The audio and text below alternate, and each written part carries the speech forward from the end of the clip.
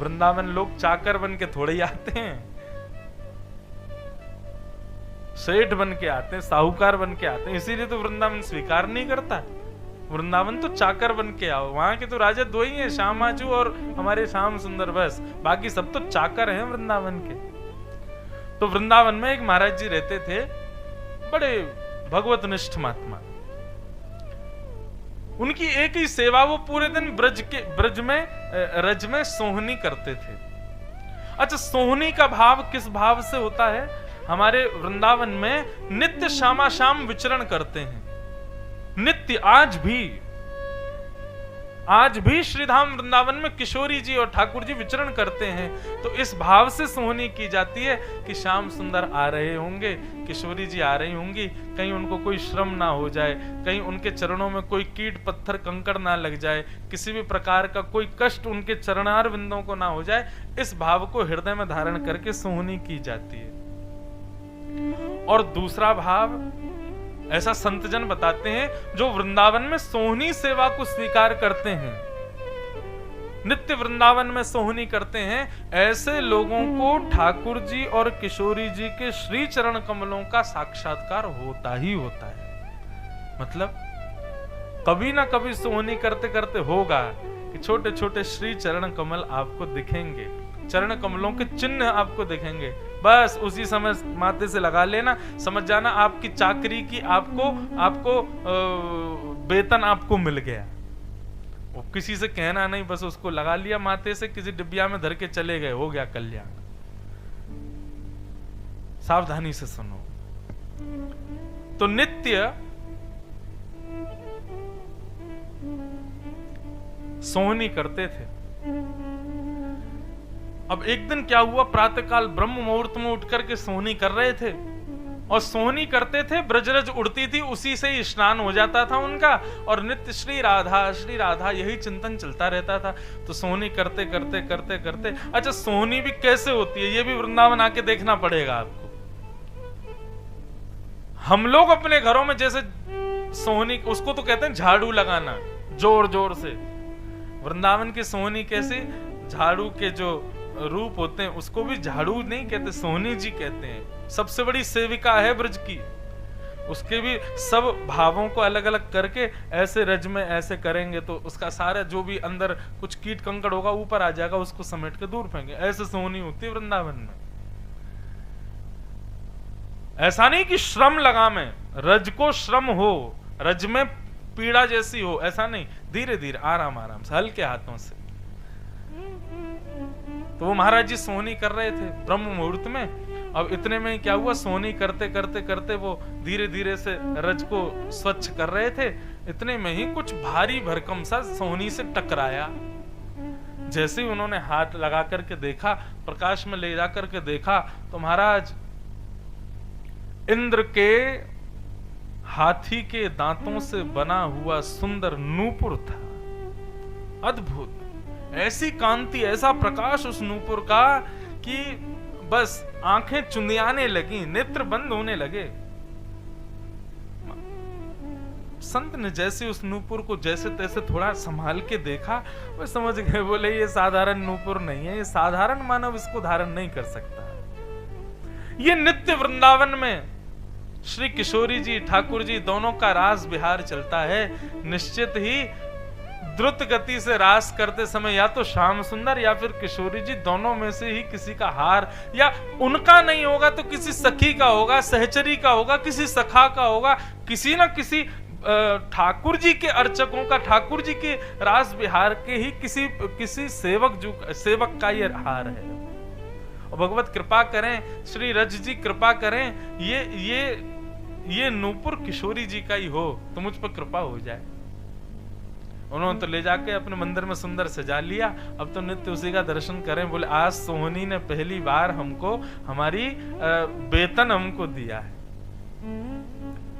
अब यहाँ श्यामाजू रास विहार करने के बाद में जब अपनी अंतः लीला में गई, तब ललिता विशाखा का नियम है, नित्य किशोरी जी के ऊपर से लेकर नीचे तक श्रृंगार की पूरी जांच करती हैं कि सब श्रृंगार है कि नहीं, क्योंकि हमारे लिए वो श्रृंगार है। लेकिन किशोरी जी और ठाकुर जी के जो श्रृंगार होते हैं ना, वो भी कोई ना कोई सहचरी ही होती हैं, कोई ना कोई सेवक ही होते हैं ठाकुर जी के। इसलिए हमारे ठाकुर जी की सेवा होती है। उसके बाद जब हार आदि उतारे जाते हैं तो हार आदियों को उतार के माथे से लगाया जाता है, मुकुट को माथे से लगाते हैं, कान कुंडलों को माथे से लगाते हैं। बोले इनका सौभाग्य है, ठाकुर जी के मुख पर विराजते हैं, कमर पर विराजते हैं, शीश पर विराजते हैं। निश्चित ही इन्होंने कोई तप किया होगा जो श्रृंगार बन के पधारे।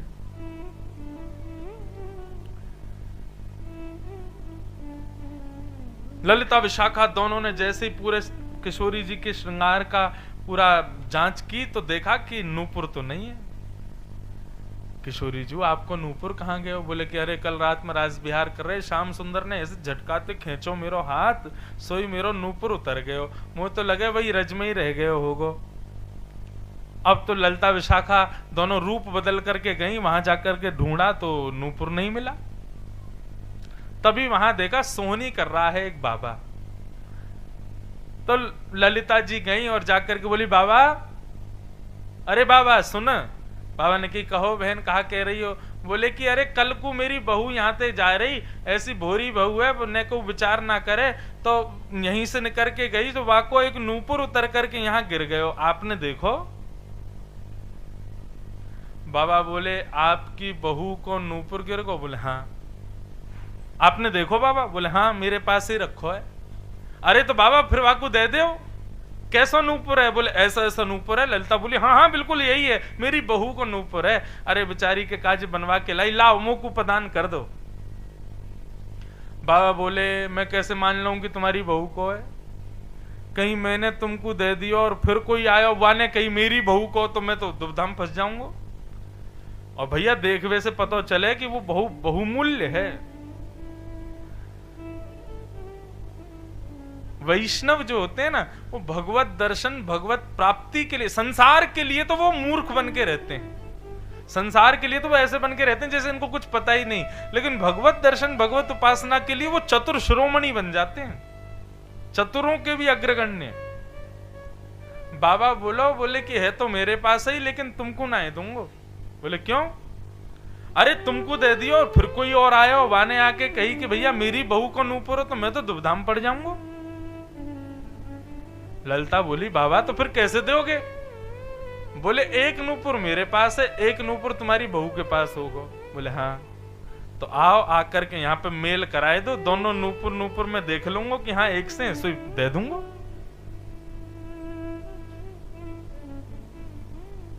ललिता जी बोली ये तो दुविधा में पड़ गए, अब तो या को मतलब ये किशोरी जी को लेके आओ या के सामने। ललिता जी गई, विशाखा गई, श्यामा जी बैठी हैं, चरणन में प्रणाम कियो। बोले हे श्यामा जी, वो बाबा के पास है नूपुर, लेकिन बड़ो चतुर है बाबा, यूं कह रहा हो पहले बहू लेके आओ, बहू के चरणन में नूपुर देखूंगा तब दूंगो। अब किशोरी जी तो कृपालु, मैंने कही ना कृपा तो ठाकुर जी करें, किशोरी जी तो बरसा में। किशोरी तुरंत उठ गई, बोले चलो चलो चलो। ललिता बोली ऐसे नहीं। अरे ऐसे कैसे, कहीं भी मुंह उठा के चली जाओगी आप? विराजो यहीं पे, हमारे वृंदावन में के भैया किशोरी जी को प्राप्त करना, ठाकुर जी को प्राप्त करना, संत महात्मान को प्रणाम करते रहो, इनको रिझाते रहो तो किशोरी जी अपने आप रिझ जाएंगी। क्यों? ये संत महात्मा कोई और नहीं है, किशोरी जी की सखी हैं सब, किशोरी जी की सखा हैं सब। इनको प्रसन्न करते रहोगे, किशोरी जी अपने आप रिझ जाएंगी। ब्रजवासी इनको प्रसन्न कर दोगे, किशोरी जी की वही में प्रसन्नता है। ललिता विशाखा बोली ऐसे दर्शन ना होंगे।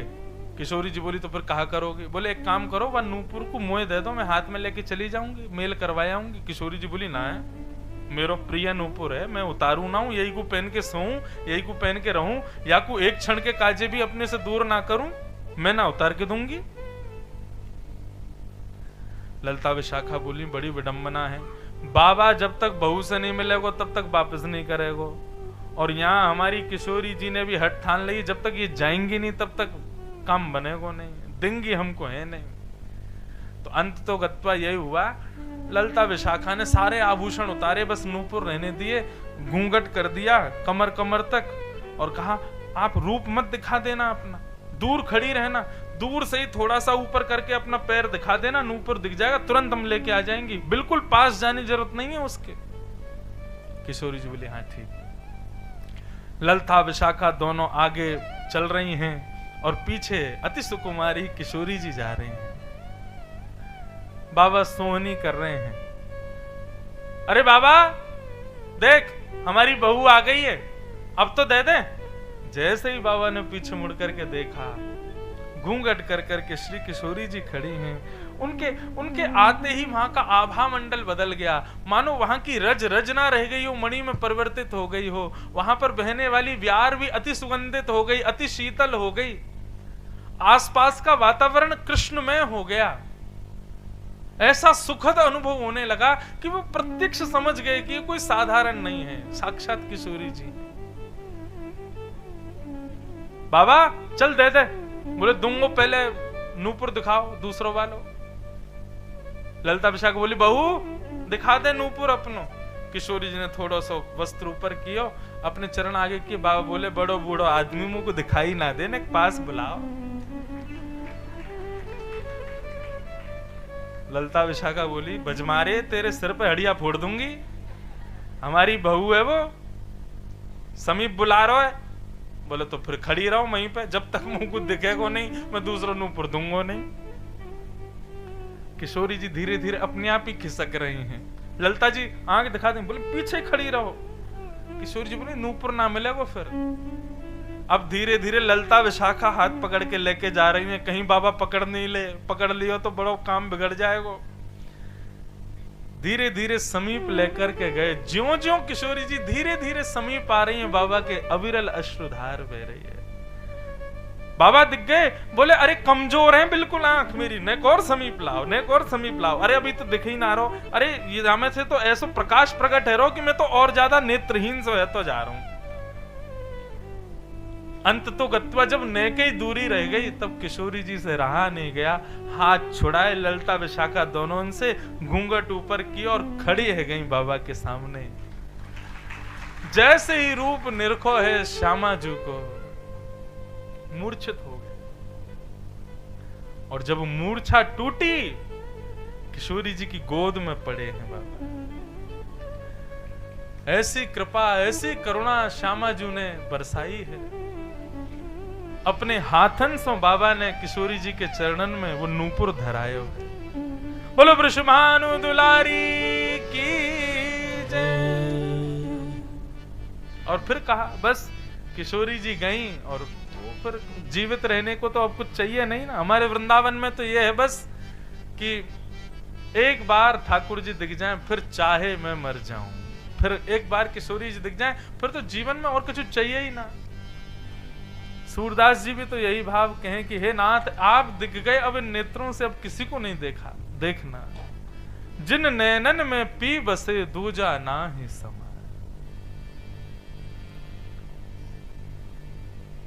ऐसी कृपालु करुणामयी हैं हमारी श्यामा जी।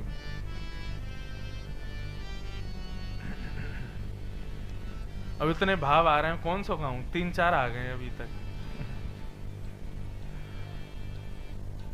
मन भूल मत जइयो राधा रानी के चरण, मन भूल मत जइयो राधा रानी के चरण, मन भूल मत जइयो श्यामा प्यारी के चरण, मन भूल मत जइयो श्यामा प्यारी के चरण। हे राधा रानी के चरण, महारानी के चरण, राधा रानी के चरण, महारानी के चरण, राधा रानी के चरण, श्यामा प्यारी के चरण, राधा रानी के चरण, श्यामा प्यारी के चरण।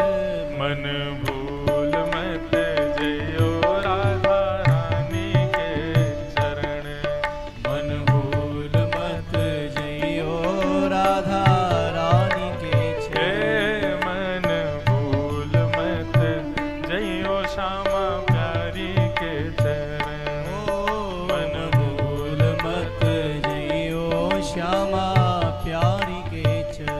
वृषभानु की किशोरी सुनी गई आहूते भोरी। वृषभानु की किशोरी सुन गई आहूते भोरी। ओ प्रीत जान के हूँ थोड़ी तोहे राखेगी शरण। प्रीत जान के हूँ थोड़ी तोहे राखेगी शरण। प्रीत जान के हूँ थोड़ी तोहे राखेगी शरण। प्रीत जान के हूँ थोड़ी तोहे राखेगी शरण। मन भूल मत जइयो राधा रानी के चरण। मन भूल मत जइयो राधा रानी के चरण। मन भूल मत जइयो श्यामा प्यारी के चरण। मन भूल मत जइयो श्यामा प्यारी के। श्री राधा रानी के करताल बजा के गाओ भाव से।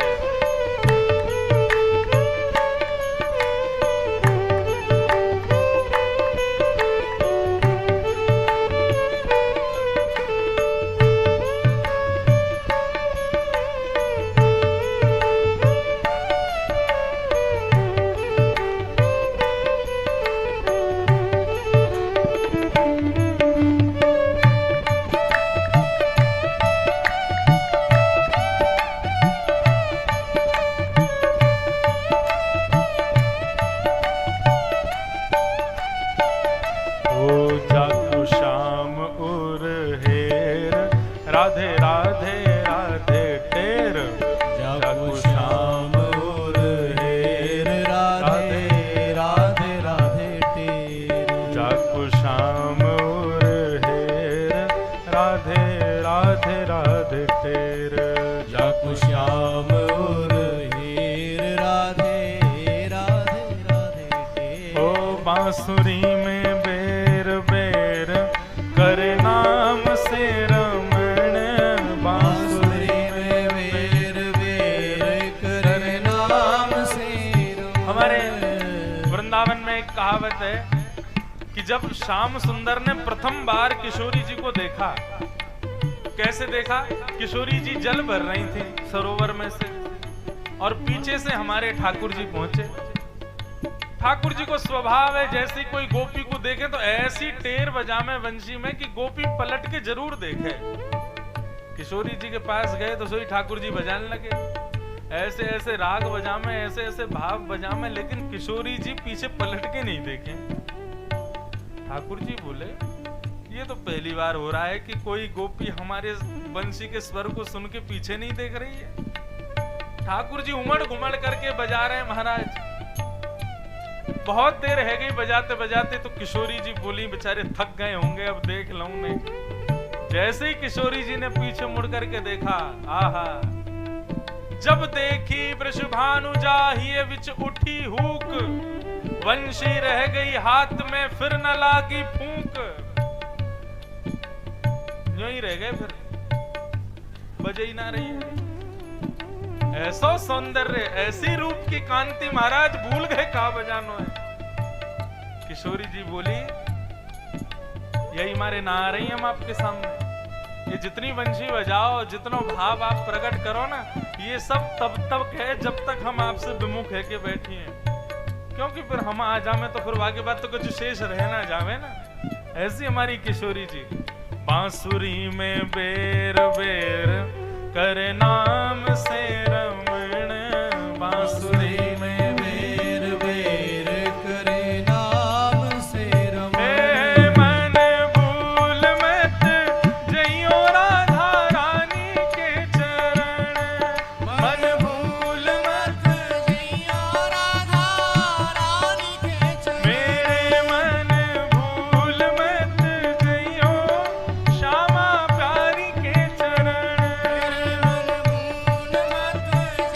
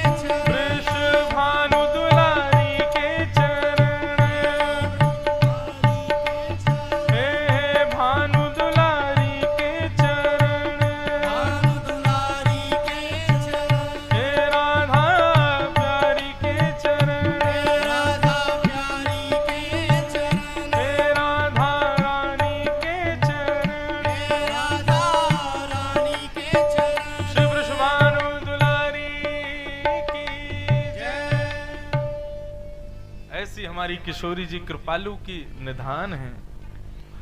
गोस्वामी तुलसीदास जी महाराज एक भाव कहते हैं, वृंदावन अरु वैकुंठ को तोल्यो तुलसीदास। श्री वृंदावन आकर के गोस्वामी तुलसीदास जी ने वृंदावन को एक पड़ले में रखा, वैकुंठ को दूसरे पड़ले में रखा, और जैसे ही तोला तो क्या हुआ? बोले गरुवो होसो नीचे रयो, हरुवो गयो आकाश। बोले तराजू में तोलते हैं तो क्या होता है? भारी जो होता है वो नीचे रह जाता है, हल्का जो ऊपर चला जाता है। बोले वैकुंठ चला गया ऊपर, वृंदावन रह गया नीचे। तो हमारी पृथ्वी पर वृंदावन विद्यमान है, इसका मतलब वैकुंठ वृंदावन दोनों की तुलना हुई थी, इसीलिए वृंदावन भारी होके नीचे रह गया। ऐसा हमारा वृंदावन। तो आज ठाकुर जी पधारेंगे, इसलिए आज यहाँ गरबा होगा, रास होगा। अब कच्छ में पधारे, गुजरात पधारे तो गरबा तो करेंगे सब। तो इसलिए एक रास की भूमिका ब्रज की हम व्यवस्थित कर दें, उसके बाद फिर हम लोग गुजराती हमारे आचार्य जी भी कुछ सुनाएंगे। हम भी पहली हमने कि भाई हम रास वृंदावन को गा सकें, लेकिन हमसे गुजराती में तो नहीं गवेगो। तो हमारे लाल जी पधारे हैं, उससे पूर्व रास की थोड़ी भूमिका हम बना दें। ठाकुर जी और किशोरी जी का प्रथम मिलन रास का कैसे हुआ, बड़ी सुंदर कथा है, मुझे बड़ी प्रिय है। किशोरी जी एक दिन बरसाने में अपने रत्न सिंहासन पर विराजी थीं। सखियां चंवर डोरा रही हैं, जय जयकार कर रही हैं, मंगल गीत गा रही हैं, लेकिन आज किशोरी जी प्रसन्न नहीं है। सब सखीन ने जाके प्रार्थना करी, बोली कि श्री जी जिनको जगह जहां मिल जाए सब लोग बैठ जाओ, नहीं तो थोड़े थोड़े और आगे खिसक के बैठ जाओ, और ये बीच में जो जगह खाली है अब इससे किसी को आना जाना तो है नहीं, तो यहाँ पे भी बैठ जाओ। अब तो कथा श्रवण करो बस भाव से। तो इधर देखो सब लोग, ध्यान से सुनो। तो किशोरी जी आज ज्यादा प्रसन्न मुद्रा में नहीं है। सब सखियों ने प्रार्थना की, याचना की, हे श्यामाजू आपके कष्ट को कारण कहा है। तो श्री किशोरी जी भाव प्रकट करें कि भैया सब कुछ बढ़िया है, लेकिन श्याम सुंदर नृत्य बहुत सुंदर करें, और उनको नृत्य देख करके मेरे मन में भाव आवे कि मैं उनसे नृत्य सीखवे जाऊं उनके पास। अच्छा, ब्रज की परंपरा में, प्रणालियों में जब आप रसिकाचार्यों को सुनेंगे तो वहां पर यह भाव प्रस्तुत होगा कि गायन में हमारी किशोरी जी आगे हैं, और इसका भाव प्रकट होता है श्री गोविंद स्वामी जी के प्रसंग में। श्री गोविंद दास एक बार कोई राग गा रहे थे, और उस राग को गुसाई विठलनाथ जी बैठ करके सुन रहे थे, वल्लभाचार्य जी के सुपुत्र, बड़े मंत्रमुग्ध होकर के श्रवण कर रहे थे। लेकिन गोविंद स्वामी क्या करें, गावें, और जैसे आलाप लगावें कुछ गावें, और बीच में अपना गायन छोड़ करके और चिल्लाने लग जाएं, ऐसे नहीं, ऐसे नहीं, ऐसे स्वर लगाओ, ऐसे गाओ, ऐसे करो, ऐसे करो। तो गुसाई जी बाहर सामने बैठे बैठे बोले, गोविंदा, ए गोविंद दास, ये बीच बीच में क्यों रुक जाते हो? तुम किसको डांटते हो, किसको फटकारते हो? गोविंदास जी बोले, गुसाई जी तुम्हारो लाला बैठो है, बगल में बैठ के कान पे हाथ धर के गा रहो मेरे संग, बीच बीच में ने गड़बड़ी कर दे सो या हमारे ने समझानो पड़े याकू।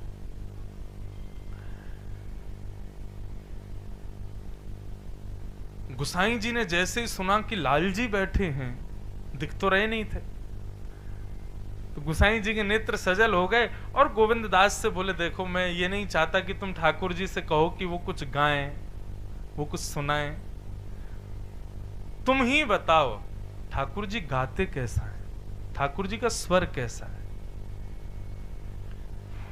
तो गोविंद दास जी कहते हैं, जय जय श्याम सुंदर बहुत मधुर गाँव है, इतनो मधुर गाँव है, जब आलाप ले में ना तो हम बड़े बड़े गवैयान के रोंगटे खड़े रह जाएं।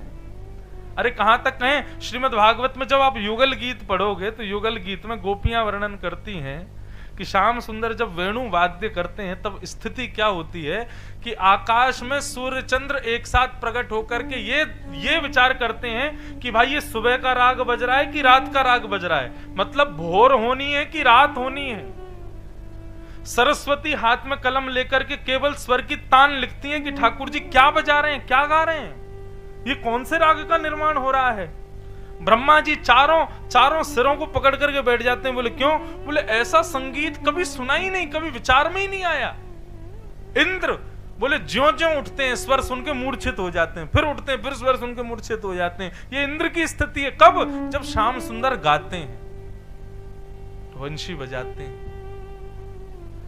गोविंद दास कह रहे हैं वर्णन का विषय नहीं है कि श्याम सुंदर कैसा गाते हैं, लेकिन गुसाई जी बोले लेकिन मतलब? बोले लेकिन ये कि श्याम सुंदर जैसा गाते हैं ना, उससे 100 गुना मधुर हमारी किशोरी जी गाती है, हमारी श्यामा जी गाती है। बोले जब किशोरी जी तान छेड़ती है ना, तो बोले कोटि कोटि ब्रह्मांड के पर ब्रह्म भी मूर्छित होते हैं किशोरी जी के भाव। तो यहां ये बात सिद्ध हो गई कि किशोरी जी का गायन बहुत अच्छा है, लेकिन स्वयं रसस्वरूपा श्री किशोरी जी कहती हैं कि ठाकुर जी का नृत्य बहुत अच्छा है, हमारे श्याम सुंदर नाचते बहुत अच्छा है। इसीलिए जिसको नाचना आता है वही नचाना जानता है। संसार पूरा कौन नचा रहा है? ठाकुर जी नचा रहे हैं, हम सब नाच रहे हैं। सूरदास जी कहते हैं मैं नाचो बहुत गोपाल, अब मैं नाचो बहुत गोपाल। हम सब नाच रहे हैं। संसार में हम क्या कर रहे हैं? सुबह से शाम तक नाच ही तो रहे हैं। कभी बेटा के पीछे, कभी बेटी के पीछे, कभी पत्नी के पीछे, कभी पति के पीछे, कभी संसार के व्यसनों के पीछे, कभी भोगों के पीछे, नाच ही तो रहे हैं हम। तो ये नचाने की क्रिया वही कर सकता है जिसको नाचना बहुत अच्छा आता है। ठाकुर जी नाचते बहुत बढ़िया है। किशोरी जी बोली आज मैं नृत्य सीखवे जाऊंगी श्याम सुंदर के पास। ललिता विशाखा बोली वह चोर के पास तो हम कभी ना जान देंगी आप। ये सब हमारे ब्रज की भाव है भैया, नेक्स्ट सावधानी से सुनियो, संशय प्रकट मत कर देना हृदय में। ललिता विशाखा बोली बात चोर के पास ना जान देंगी हम तुम्हें। किशोरी जी बोली देखो तुम ऐसे मत बोला करो, सम्मान करे करो। वो लाल जी हैं, वो ठाकुर जी हैं, साक्षात हमारे प्राण धन हैं, उनके बारे में ऐसे भाव मत कहे करो। अच्छा ललिता विशाखा बोली ठीक है ना बोल रही, लेकिन वहां के पास नहीं जान देंगी। बोले नहीं मेरा तो आज मन है रोय कि मैं उनसे नृत्य सीखवे जाऊं। तो ललिता विशाखा बोली ठीक है। बाहर रथ की व्यवस्था करवा दी, पूरे मार्ग पर पुष्प बिछवा दिए, चमर डोरावे वाली 2 सखी खड़ी है गई, गुलाब उड़ावे वाले 2 सखी खड़ी है गई, चलो श्री जी लेके चलें आपको नृत्य सिखावे। किशोरी जी इतनी व्यवस्था देख करके बोली नृत्य सीखवे जानो है, शिष्य बन के जानो है, राजा बन के ना जानो। ये हटाओ रथ आदि सब, हम पैदल जाएंगे। रथ हटा दिए, सब हटा दिए। बोले चलो पैदल चलो। बोले इतने सखीन के संग नहीं जाऊंगी मैं, कच्चू सखी कम कर दें, ललिता विशाखा आदि कुछ अष्ट सखी रह गई। बोले नहीं तुम भी नहीं जाओगी, मैं अकेली जाऊंगी। ललिता विशाखा खड़ी है गई। बोले अब आप जाके दिखाओ, ऐसे तो नहीं जान देंगे हम। और एक और बात कहते हैं श्री जी बुरो लगे चाहे भलो, कहीं और जाती तो शायद हम अनुमति भी दे देती, लेकिन वहां के पास जावे की अनुमति ना देंगी हम। श्री जी बोली तुम पे इतना अधिकार ना है कि तुम मुंह को रोक सको। बोले अधिकार की बात मत करो श्री जी, अधिकार तो बहुत है। तो श्री जी मुरझा गए। अधिकार तो है ही वास्तव में। बंधुओं आज आप खुद बताओ, हमारे घर के जितने ठाकुर जी, हम सबके घर में ठाकुर जी विराज रहे, हमारा कितना अधिकार है उनके ऊपर। हम कल को दाल यदि थोड़ी सी कम नमक की बना दें, ठाकुर जी को भोग लगा दें, ठाकुर जी कुछ नहीं कहेंगे, लेकिन वही भोग अपने पुत्र को दे दें, पुत्र नाक मुंह मुड़ेगा, है माँ कैसी बनाई है, इसमें नमक डालो, इसमें नींबू डालो, इसमें मिर्च डालो, ये करो। लेकिन लाल जी कुछ नहीं कहते, जैसा आपने पवा दिया पा लेते। आप जैसा खिला दो, जैसा पहना दो, जैसा उड़ा दो, जैसा लगा दो, जो करो, कहीं उठा के डलिया में ले जाओ, कहीं गाड़ी में बैठा जाओ। और कई घरों में तो बेचारे 4 दिन के लिए घर ही बंद करके चले जाते हैं, चना चनोरी धर जाते हैं ठाकुर जी के आगे। ठाकुर जी चना चनोरी खाते हैं, ऊपर से रखवाली और करते घर की। कितना अधिकार है हम लोगों का। ये अधिकार ठाकुर जी अपने भक्त को, अहम भक्त पराधीन हो। श्रीमद् भागवत में कहते हैं भगवान, यस स्वतंत्र वद्वज, मेरे भक्तों का मैं पराधीन हूं उनके आगे। किशोरी जी आधीन है ललिता विशाखा के, लेकिन जाने का बहुत मन है तो रूठ करके बैठ गई, थोड़ी सी सकुचाई सी बैठ गई। लेकिन सेवक का धर्म है, अपने स्वामी के कष्ट को देख नहीं पाते। ललिता विशाखा तुरंत दोनों आई, चरण पकड़ लिए। अच्छा आप रूठो मत, जानो है आपको? बोले हाँ जानो है। ठीक है जाओ, लेकिन ललिता जल्दी कागज पेन लेके आ। अब पेन तो बोल गो मैं, कागज कलम लेके आ, वास्तव में जो कलम रही होगी। और महाराज लिखनो प्रारंभ कियो, सिर पर ये श्रृंगार पहने, कानन में ये कुंडल पहने, गले में ये हार पहने, हाथन में ऐसे कड़ूला पहने, बाजूबंद पहने, करधनी पहनी, पैरन में पाजेब पहने, पायल पहनी। किशोरी जी बोली ये सब कहा कर रही हो? बोले जैसी जा रही हो वैसी लौट के आनो है आपको, वह चोर पे हमें भरोसा होना है नेक भी। ऐसे के पास भेज रही हैं कि आप जैसी जा रही हो, बहुत कम ऐसी शंका है कि आप वैसी लौट के आओगी जैसे जा रही हो। और कहीं आप 19-20 भी अंतर भयो तो वाकई खबर ले लेंगी हम नंद के छोरा की। अब जाओ। कहां तक कहें, ललिता विशाखा ने बैठ के किशोरी जी का चित्र तक बना दिया। बोले ऐसी सुकुमारी खिलती वही गई है हमारी किशोरी जी, नेक भी अगर मुरझाहट आ गई ना चेहरा पे तो देख लेंगी यार। क्या कहने हैं, ये निकुंज की लीला है, ये कुंज की लीला है, अति अति अति गूढ़ लीला है हमारे वृंदावन की। ये सब लीलाएं आज भी चलती हैं वृंदावन में, बस अप्रकट वृंदावन में जिनको प्रवेश है उनको दिखती हैं। श्री जी जा रही हैं, ललिता विशाखा दोनों चिंता कर रही हैं, कैसी जाएंगी, कहां जाएंगी, कहां खाएंगे, कहां पिएंगे, कैसे आएंगी। फिर मन में सांत्वना भी कर लें, नंद नंदन है ना, संभाल लेंगे। फिर बाद में उन्हीं को ही सुनावे लग जाए। अब जैसे ही देखो महाराज ठाकुर जी तो यहाँ वृक्ष के नीचे, कदम के नीचे पौड़े हुए हैं और पाम पे पाम धर के बढ़िया सुंदर ठंडी ब्यार चल रही है। लाल जी बड़े आनंद में लेटे हुए हैं। इतने में ही सुंदर सुगंधी आने लगी, नूपुरन की आवाज आने लगी। ऐसे मधुर नूपुरन की ध्वनि सुनकर के ठाकुर जी को मन विचलित है गया।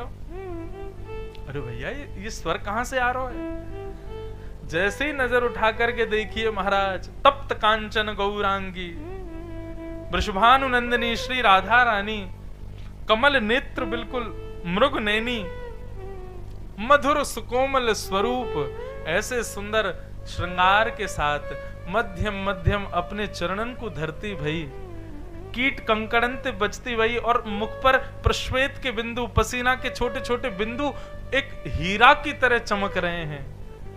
ऐसी किशोरी जी श्याम सुंदर के समीप आ रही हैं। ठाकुर जी तो वहीं मूर्छा आने लगी, जैसे तैसे संभालो खुद को। ऐसी किशोरी जी आते ही दंडवत प्रणाम किया ठाकुर जी ने। किशोरी जी बोली बस बस बस, आप ऐसे प्रणाम मत करे करो। सखान के मध्य में और सखीन के मध्य की बात अलग है, लेकिन आप तो हृदय से लगे करो। ठाकुर जी बोले श्यामाजू आज कैसी कृपा भई मुंह पे, आप कैसे पधारी? किशोरी जी बोली आज हम आपसे कछु मांग में आई हैं। ठाकुर जी बोले अरे हम सब आपके ही हैं, बताए तो कहा चाहिए। बोले ये मांग में आई हैं कि आप नृत्य बहुत अच्छा करो, आज हमको नृत्य सिखाओ। ठाकुर जी बोले अच्छा नृत्य सीखवे आई हो? बोले हाँ नृत्य सीखवे आई है। बोले नृत्य में कहा है? बस हाथन को ध्यान रखो, चेहरे में भंगिमा नहीं आवे, मुखमंडल पर, बस इन्हीं को ध्यान रखना श्री जी। और बाकी नृत्य करना पड़े तो नृत्य ना मानो जाए, नृत्य अपने आप है जाए, वही नृत्य है। जैसे मेरो दुनिया के सामने तो मैं नृत्य करूं, लेकिन आपको देखते मेरो नृत्य हैन लग जाए। और ठाकुर जी नाचन लगे किशोरी जी के सामने। किशोरी जी बोली मुझको सिखाओ। अब किशोरी जी ठाकुर जी किशोरी जी को नृत्य सिखा रहे हैं। सामने ठाकुर जी खड़े हैं, किशोरी जी खड़ी हैं और दोनों एक दूसरे के संग में नृत्य कर रहे हैं। हमारे ब्रज में गाते हैं बन नाचे नटनी को वाली, नंद को किशोर बन नाचे नटनी को वाली। ब्रज भाषा का पद है। किशोर राधे जगत नचायो तेरी मोह की मरोड़। राधे जगत नचायो तेरी भोह की मरोड़। हे किशोरी जी, आपको नृत्य सीखने की कहा जरूरत है? बोले क्यों? आप तो अपनी भ्रगुटी टेढ़ी कर ले, वैसे ही पूरा विश्व नाचन लग जाए। आप नाचना सीखे आइए। बन नाचे नटनी को वाली नंद को किशोर। बन नाचे नटनी को वाली नंद को किशोर। हाँ, बन नाचे नटनी को वाली नंद को किशोर। बन नाचे नटनी को वाली नंद को किशोर। ओ ब्रज के किशोर तो पे डारूं तृण तोड़ प्यारे। ब्रज के किशोर तू पे डारूं तृण तोड़ प्यारे। अरे लाला, आप इतने प्यारे लग रहे हो कि मन हेरो कि कछु तृण तोड़ दूं, कहीं मेरी नजर ना लग जाए आपको। इतने प्यारे लग रहे हो। ब्रज के किशोर तो पे डारूं तृण तोड़ प्यारे। ब्रज के किशोर तू पे डारूं तृण तोड़। सुन मुरली की घोर मेरे मन नाचे मोर। सुन मुरली की घोर मेरे मन नाचे मोर। हाँ, सुन मुरली की घोर मेरे मन नाचे मोर। सुन मुरली की घोर मेरे मन नाचे मोर। बन नाचे नटनी को वाली नंद को किशोर। बन नाचे नटनी को वाली नंद को किशोर। हाँ, मन नाचे नटनी को वाली राधा चित चोर। बन नाचे नटनी को वाली राधा चित चोर।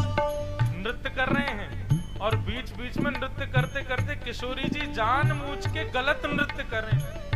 तो ठाकुर जी डांटे, अरे ऐसे ना करनो, ऐसे करनो। तो किशोरी जी कहे, अब मोते तो है ही ना रो, आप ही बताओ कैसे करूं। तब श्याम सुंदर समीप जामे, हाथन को ऊपर करें, मुख की आकृति को बनावे, वह रूप को दर्शन करके सब रसिक जन बलि बलि जा रहे हैं। अब किशोरी जी प्रशंसा कर रही हैं। नंद के किशोर तो पे डारूं तृण तोड़। सुन मुरली की घोर मेरे मन नाचे मोर। हे लाला, तुम इतने प्यारे लग रहे हो कि मेरा मन है रो कि तृण तोड़ दूं, कहीं मेरी नजर ना लग जाए। किशोरी जी की यह बात को सुन के ठाकुर जी कह रहे हैं, आप कम लग रही हो, आपको रूप कैसा लग रहा हो? अब ठाकुर जी गा रहे हैं, ओ कमल कली सो रंग भानु की लली को प्यारी। कमल कली सो रंग भानु की लली को गाइए, प्यारी। कमल कली सो रंग भानु की लली को प्यारी। कमल कली सो रंग भानु की और लली को। मुख चंद हुतेनी को मेरे नैना है चकोर। मुख चंद्र हुतेनी को मेरे नैना है चकोर। मुख चंद हुतेनी को मेरे नैना है चकोर। मुख चंद्र हुतेनी को मेरे नैना है चकोर। हे बन नाचे नटनी को वाली नंद को किशोर। बन नाचे नटनी को वाली नंद को किशोर। बन नाचे नटनी को वाली राधा चित चोर। बन नाचे नटनी को वाली राधा चित चोर। किशोरी जी ठाकुर जी को देख रही हैं और ठाकुर जी के बाद नृत्य को देख करके त्रिलोकीनाथ नृत्य कर रहे हो है और किशोरी जी अपलक नेत्रों से देख रहे हैं। अपलक नेत्र मतलब अपनी आंख भी झपका नहीं रही एक भी बार। देख रही हैं। अपलक नेत्रों से देखने के कारण किशोरी जी के नेत्रों से अश्रु बिंदु प्रकट हो गए। ठाकुर जी बोले, अरे ये अश्रु बिंदु क्यों आ रहे हैं? बोले, मैं पलक नहीं झपका रही ना, या हमारे नहीं आ रहे हैं। क्यों नहीं झपका रही हो?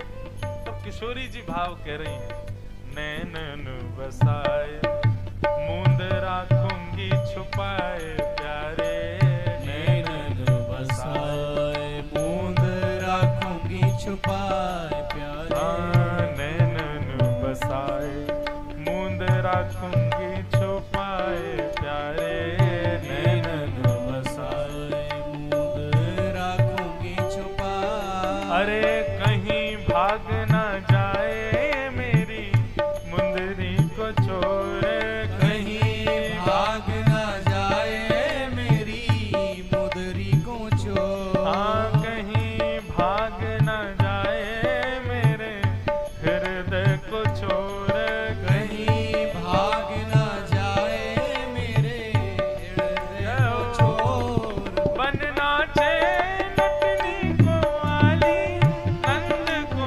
किशोर, बनना नटनी को आली नंद को किशोर, हाँ बनना नटनी को आली नंद को किशोर। बनना नटनी को आली नंद को किशोर। अंतिम पंक्ति में ठाकुर जी उत्तर दे रहे हैं, मन श्याम रंग राधे बांध राखो संग प्यारी, मन श्याम रंग राधे बांध राखो संग प्यारी, मन श्याम रंग राधे बांध राखो संग प्यारी, मन श्याम रंग राधे बांध राखो संग। अरे कहाँ जाएगी पतंग तेरे हाथ में है डोर, कहीं जाएगी पतंग तेरे हाथ में है डोर। कहाँ जाएंगे हम? आप कह रही हो कहीं भाग ना जाए मेरी मुंदरी को चोर, पतंग की डोर आपके हाथ में है तो पतंग कहाँ जाएगी? हम भले ही ब्रह्म परमात्मा बने घूम रहे हो, लेकिन हमारा सर्वस्व आपके हाथ में ही है। कहाँ जाएगी पतंग तेरे हाथ में है डोर, कहाँ जाएगी पतंग तेरे हाथ में है डोर। बनना नटनी को आली नंद को किशोर, बनना नटनी को आली नंद को किशोर। हे बनना नटनी को आली नंद को किशोर, बनना नटनी को आली नंद को किशोर। आली राधा चित चोर, आली राधा चित हे चोर, आली नंद को किशोर, आली नंद को किशोर, हे आली राधा चित चोर, आली राधा चित हे चोर, आली नंद को किशोर। आली नंद को किशोर। बोल रास रासेश्वर भगवान की। अब तो महाराज नाचते नाचते नृत्य करते करते श्री जी थक गईं, और जैसे ही थकी सोई बैठ गईं और बोली, श्याम सुंदर बस अब हम सीख गए नृत्य, आप जैसो सिखा रहे वैसा हमने सीख लिया। ठाकुर जी बोले, हाँ आप तो सीख गई, बहुत बढ़िया नृत्य कर रही, अब जाके वाह कुछ दिखा दियो ललता विशाखा को, हमने कैसा नृत्य सिखाया आपको। किशोरी जी बोली, हाँ अच्छा श्याम सुंदर अब समय है क्या, अब मैं जाऊं? माँ सब मेरी बाट निहार रहे होंगे, वृषभानु जी कीर्ति मैया भी मुँह को निहार रहे होंगे, सब सखी विचलित है रही होंगी, बेचैन है रही होंगी, अब मैं जाऊं। किशोरी जी तो उठ के चलन लगी। ठाकुर जी बोले, भैया ये फ्री फोकट में सिखा दी होगा हमने, शिक्षा भी दे दी दक्षिणा भी ना लई। हम भी नंद के लाला नहीं अगर दक्षिणा नहीं लई तो। किशोरी जी से ठाकुर जी दक्षिणा लेवे को प्रयास कर रहे हैं, बोले फ्री में तो सिखाएंगे नहीं हम, लेकिन मांग सके ना तो कहा करें। गए समीप और गले में गलवैया डाल करके चलन लगे। देखो श्री जी ये कुंज कितनी सुंदर है। श्री जी बोली कुंज मैंने लाखन बार देखी है, या मैं कहा सुंदरता आप खोज रहे हो? बोले नहीं नहीं, देखो देखो वो ऊपर एक मयूर नृत्य कर रहे हो, वह मयूर के सबरे पंख सफेद हैं। किशोरी जी बोली कहां है कहां है कहां है? देखो वो रो। किशोरी जी बोली मैं भी वहीं देख रही हूं, मोत ना देख रहा। अरे सीत में देखो, मेरी उंगली की सीत में देखो, वहीं है बिल्कुल। किशोरी जी बोली मुझे तो दिखे ही ना रहा, आप दिखाओ, मैं अपनी उंगली दो। किशोरी जी की उंगली पकड़ी और उंगली में जो मुंदरी इकाई एक ढीली सी अंगूठी, और ठाकुर जी ने वहां पे हाथों को देखो वो धरी और करके सीधे निकाल के और अपनी फेंट में बांध ले। दिख गए हो? बोले ना मुझे, अरे अब तो उड़ गए हो वो। किशोरी जी बोली बातन ने बनाते रहे हो, कछू ना है वहां पे। अच्छा श्री जी कल को मिलेगा तो वाकू पकड़ के आपको दिखाऊंगा, हैं अब आप जाओ। अब किशोरी जी तो निकली, ठाकुर जी बोले ये मिली अब दक्षिणा सिखावे की। अब यहां श्री जी जैसे ही पहुंची, ललता विशाखा सब सखी सुबह से भूखी प्यासी, क्यों? श्री जी ही उनको सर्वस्व हैं, श्री हमारी किशोरी जी ही उनको सर्वस्व है। जैसे ही किशोरी जी पधारी, अति सुकोमला किशोरी जी के चरण धोए हैं, चवण डोरा रही हैं, इत्र को छिड़काव कर रही हैं, गुलाब जल से कपोलन को साफ कर रही हैं, पूर्ण सेवा कर रही हैं, हाथन को सुंदर गुनगुने पानी में रखो। महाराज श्री जी हैं, कोई श्रम ना भयो हो, चरण दबा रही हैं। इतने में ललता विशाखा बोली अरे ललता जल्दी आ, वो लेके आ, कलम कागज लेके आ, सवेरे जो लिखो का सब देख लें एक बार।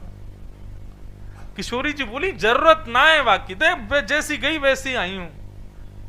ना ना ना श्री जी ऐसे काम नहीं चलेगा, एक बार या नंद के लाला पे भरोसा ना है ने को।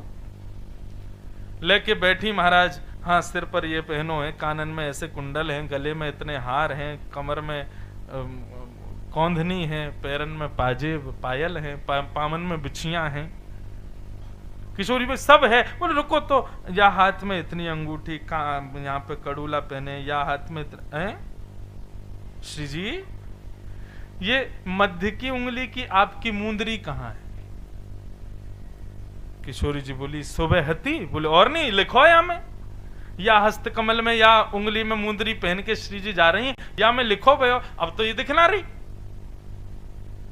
श्री जी बोली मुझे तो ऐसा लगा मैं पहन के ना गई। बोले ना ना ना श्री जी हमने गलत ना लिखो है, हे श्यामाजू हमने यहाँ सब सही लिखो है, हम तो पहले ते जान रही हैं बात है कि ऐसो कछु है व्यवहार हो, यही मारे तो लिखो, देख लो है कर दियो काम। नंद के लाला ने अपने रूप ते कहीं रह ना सके, दिखा दियो अपना रूप। किशोरी जी बोली अरे तुम गलत उन पे आक्षेप लगा रही हो, वो ऐसे है ही ना है। बोले हम सब जाने वो कैसो है, अब आप बैठी रहो, हम बाकी खबर लेके आवे। ललता विशाखा दोनों गई, ठाकुर जी अपनी गैयान ने समेट रहे, चर के वापस ले जा रहे नंदगाम। इतने में ललता विशाखा आती ठाकुर जी को दिख गई, ठाकुर जी भी मुंह फेर के चल रहे हैं, बोले कहीं ने पतो चल गई है मुंदरी की। ललता सामने जाकर खड़ी है गई, ठाकुर जी बोले कहा है? ललता सीधी बोली दे दो। ठाकुर जी बोले मुंह पे ना है। बोले कहा ना है? बोले जो तू मांग रही है वही ना है मुंह पे। बोले कहा मांग रही हूं मैं? बोले मुंह का पतो। तो तुमने ऐसे कैसे कह दी मुंह पे ना है? बोले तूने मुंह सीधी कैसे कही दे दो। बोलती कि फलानी वस्तु दो तो मैं कहता वो फलानी वस्तु मुंह पे ना है, तू भी कह रही है दे दो तो मैंने की मुंह पे ना है।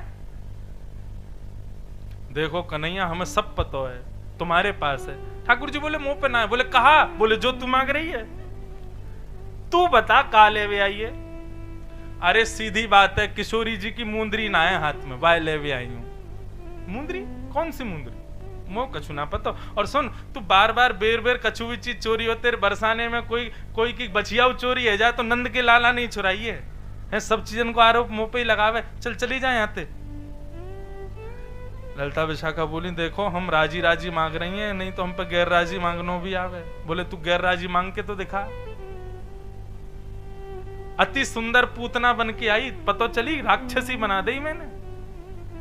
ने कहा तुम्हारी गरज है, ने कहा तुम चेहरा तेने एक सुंदर सी हो तो ने लाज रख ले अपने रूप की, नहीं तो मैं पूतना बनानो जानू मैं। ललता विशाखा बोली हम चली जाएंगे, हमें कछु ना चाहिए, केवल एक कही हमारी बात मान लो। ठाकुर जी बोले कहा? ये जो तुमने अपनी कमर पे फेंटा बांध रखो ना, या खोल के दिखाओ एक बार, या खोल दो, हम तुरंत चली जाएंगे। ठाकुर जी बोले अरे कैसी बात करे, तो पता या मैं ब्रह्मांड बैठो पूरा, ये खोल दियो तो प्रलय आ जाएगा, पृथ्वी पाताल स्वर्ग सब मिल जाएंगे, ब्रह्मा औंध हो गिरेगो पृथ्वी पे, या ना खोल सकूं मैं, यहां में ब्रह्मांड बांध रखो मैंने। ललिता विशाखा बोली हमारी श्री जी संभाल लेगी, एक भ्रगुटी टेढ़ी करेगी, सब ब्रह्मांड स्थिर रह जाएगा, तुम खोलो यार। ठाकुर जी बोले मैं ना खोलूंगा, और रही बात तो फिर श्री जी के पास चलो, उन्हीं के सामने निर्णय होगा, क्योंकि ठाकुर जी जाने श्री जी बड़ी भूरी हैं, ठाकुर जी 2 आंसू निकालेंगे सोई श्री जी पिघल जाएंगी। ठाकुर जी बोले अब तुम जिनके यहां ते आई हो उन्हीं के पास चलो, वही न्याय दिलाएंगी। लेके गई, श्री जी के सामने प्रस्तुत कर दिए श्याम सुंदर, और सब ललिता विशाखा बोली श्री जी देखो ये आ तो गए, हम इनसे केवल एक बात कह रही हैं और ये हमारी बात नहीं मान रहे। श्री जी बोली कहा कह रही, हम इनसे कह रहे हैं फेंट खोल के दिखाए दो नेक एक बार, यही फेंट में रखी है वो मुंदरी, लेकिन ये खोल नहीं रहे हैं। श्री जी ने जैसे ही ठाकुर जी की ओर देखो, नेत्र बंद कर लिए, ठाकुर जी ने मोह मुरझाए लियो, आंखन ते मोटे मोटे अश्रु बिंद गिर रहे हैं, और गिरते भाई कह रहे हैं चोरी चप्पल लगावे मुकु, चोरी चप्पल लगावे। अरे श्यामाजू, ये तुम्हारी जो सखी है ना, ये मुंह पे चोरी को आरोप लगा रही है। मैं नहीं चोर चोर को साथी, मैं नहीं चोर चोर को साथी, नटखट सखी तिहारी श्यामा, नटखट सखी तिहारी श्यामा, चोरी चप्पल लगावे मुकु, चोरी चप्पल लगावे। ये चोरी को आरोप लगा रही है, मैंने चोरी ना करी है, या तुम्हारी सखी के ही नैनन में खोट है, मुंह में चोर देखे। श्री जी तो इतने में पिघल गई, और नहीं श्याम सुंदर, आपको कोई कछु करने की आवश्यकता ना है, आप बिल्कुल निश्चिंत है जाओ, और आप बिल्कुल निश्चित है कि जाओ, कोई चोरी ना करी। और ललिता विशाखा अब आप कुछ नहीं कहोगी हमारे श्याम सुंदर से। श्याम सुंदर खुश है गए, ठेंगा दिखाने ले। ललिता विशाखा बोली अच्छा हम जान देंगी, लेकिन किशोरी जी अब फेंट एक बार खुलवा लो, हम आपको वचन दे रही हैं, जीवन भर जब जब श्याम सुंदर आएंगे नजर नीची करके रखेंगी, इनके चरणन में दंडवत प्रणाम करेंगी, और जो ये कहेंगे सो करेंगी, जीवन भर जब तक जीवित हैं इनकी दासी बन के रहेंगी, एक बार इनकी फेंट खुलवा लो। अब जब इतनी बात है तो किशोरी जी बोली श्याम सुंदर खोल ही दो, कहा जावे तुम्हारा खोल के नहीं दिखा दो। ठाकुर जी बोले श्री जी आप भी इनकी बातन में आ गई, अब बात में कहा, आपने जब चोरी ना करी तो फेंट खोलवे में कहा जा, खोल दो। ठाकुर जी बोले अब फंसे।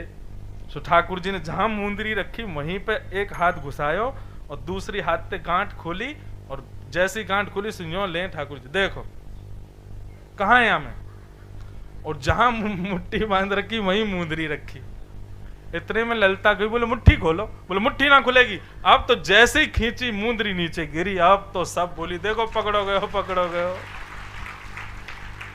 श्याम सुंदर पकड़ लिए। अब तो किशोरी जी, अच्छा किशोरी जी को भाव ऐसा, किशोरी जी चाह ही ना रही, किशोरी जी तो पता ही कि मुंदरी इनके पास है, लेकिन वो तो चाह रही कोई भाव से ही सही हमारी कोई वस्तु इनके पास रहे।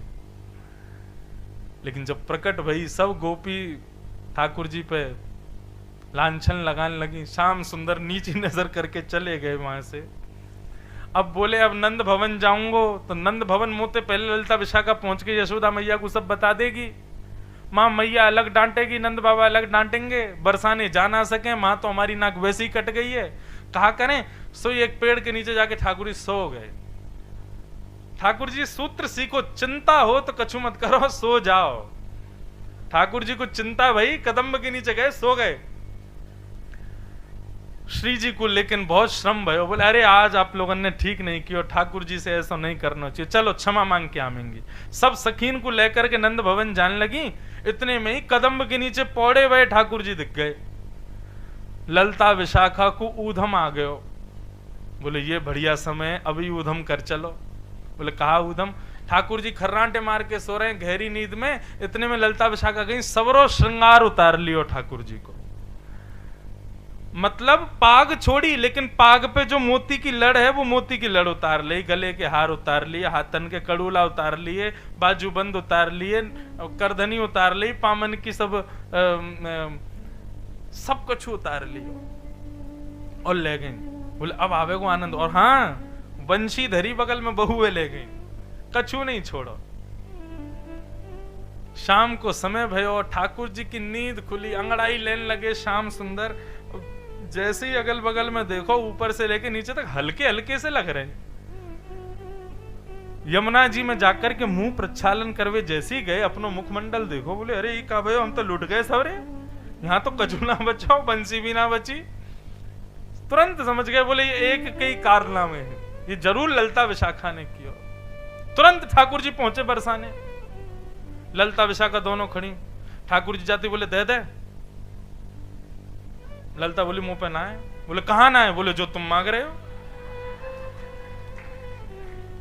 ठाकुर जी बोले देख ले, तू तो पतो मैं कहां मांग आई हूं। बोले जो तुम मांग आए वही ना है मुंह पे। बोले मुझे सब पतो तेरे पास ही है।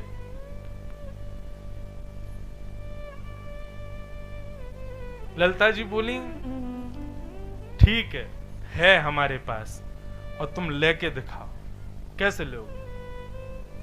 ठाकुर जी बोले तू देख ले, हम ते मत कहवे कि लेके दिखाओ, नहीं तो हम पे तो बहुत तरीके हमें लेवे के।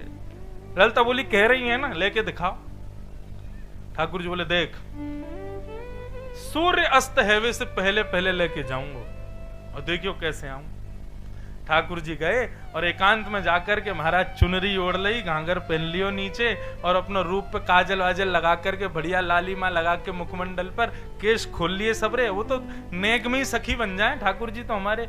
और महाराज कहां बताएं, ठाकुर जी जब अपने केश खोल लें, कभी कभी लीलान में वर्णन आवे कि श्याम सुंदर को रूप जब श्याम सुंदर किशोरी जी को रूप धारण कर ले ना, तो ऐसी स्थिति कि किशोरी जी को देख करके तो ललता विशाखा मूर्छित रह जाएं, लेकिन श्याम सुंदर जब किशोरी जी को रूप धारण करके आवे तो ललता विशाखा तो वृंदावन को छोड़ के जानो ही पड़े, उनको ऐसी स्थिति में आ जाए। ऐसी रूप की कांति प्रकट होवे ठाकुर जी की।